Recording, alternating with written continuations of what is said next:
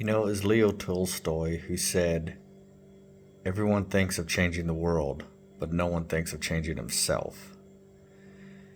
And right now we're living in a world where everybody thinks about changing the world while they continue to never self reflect or improve upon themselves. This is basically the foundation of our modern political problems. Everyone's trying to change everything through politics and force it on everyone else, when in reality, they should just focus on themselves. Change yourself, work on yourself, and the world around you will change. It may not be a grand scheme thing. It may not change across the globe or anything like that. But it'll change for you, and it'll change for the people around you. And it may take time, and maybe you won't always see it right away, but it will. If you're upset about the fact that people lack manners, don't use that as an excuse to lack manners yourself. Continue to have manners. Hold the door open for people. Say thank you. Say please. Be respectful. And it will reflect in your life and around your life and with the people around you. If you think that women aren't treated right anymore, they don't have any self-respect, etc., etc., well, you don't have to play into that. You can still give respect. You can still treat them like ladies. Maybe in some cases it'll backfire today. Some feminist might go off on you, but who cares? That's their problem, not yours, because you're doing what's right. Things do change, and life changes, and how we handle this stuff changes, and how we treat each other changes in some ways. There was a time when men used to stand up for women as they entered or left a room or the dinner table, or they took their hats off when they greeted them. I don't see a lot of guys doing that anymore.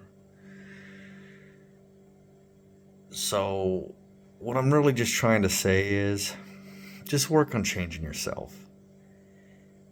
If you think the world lacks civility, then just be civil yourself. You don't have to wait for everyone else to do it. And if enough people start doing it, then the world itself will change. This is a hard lesson that a lot of us have to learn. I know I grew up wanting to change the world, like a lot of us did, wanting to make a difference. Did I? No.